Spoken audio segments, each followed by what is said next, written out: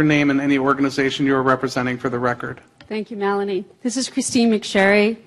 Jet Foundation and Make Duchenne History Coalition provided the funds for my travel this morning. Just to get to Dr. Basting's point, I just want to remind FDA and the panel that one of the reasons why the parents came to you before the data was presented is because we saw those signs that the drug was working, and therefore a placebo-controlled trial would be not feasible. I just want to make the comment. But I'd like to talk to you today as a mother and an advocate. You did hear from me this morning in the Patient-Reported Outcome Project. My son Jet was diagnosed when he was 5. Today he's 20. Jet took his last steps at the age of 13, despite being on 40 milligrams of daily deflazacort. It's a high dose. Last year, Jet enrolled in the limited ambulation safety study for eteplirsen, and in my view, he has stabilized and some things have gotten better, and you've heard about those things.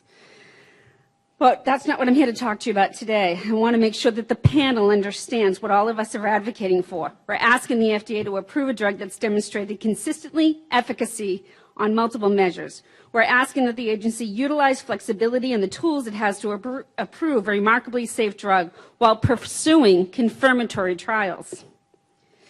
If, as a result of those trials, and it becomes clear that eteplirsen is not working, we will stand behind the agency should it decide to remove it from the market. You see, we only want drugs that work. We're not asking the FDA to lower its standards or grant wishes to a desperate community. We are a community that is well-informed, a community that funds and drives research, a community that writes draft guidance for drug development. We are here in large numbers because eteplirsen has met the safety and effectiveness standards for accelerated approval. As a mother and an advocate, I'm surprised and disappointed by the briefing documents released in January, even more so by those released last week. What's clear from those documents is that the Division of Neurology is seeking to send a message to Sarepta, industry, and the rare disease community. A message that we will only accept a large, randomized, double-blind, placebo-controlled trial, no matter what the severity or the disease. We're very encouraged when FDA issued the DMD draft guidance, which included historically controlled data as a potential pathway for approval.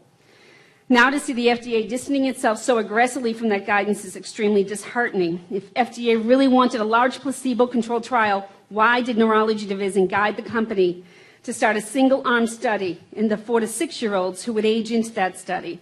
There's virtually no one left who is drug naive to enter into such a trial. We expect FDA to provide clear, viable regulatory pathways towards approval. The goalposts cannot be changed. 25 years ago, FDA utilized accelerated approval to save a generation of young men dying of AIDS. Today, the agency has another generation of young men that they could also save from Duchenne. It's time for the Neurology Division to join oncology and the antiviral divisions, among others, followed for data. Thank you.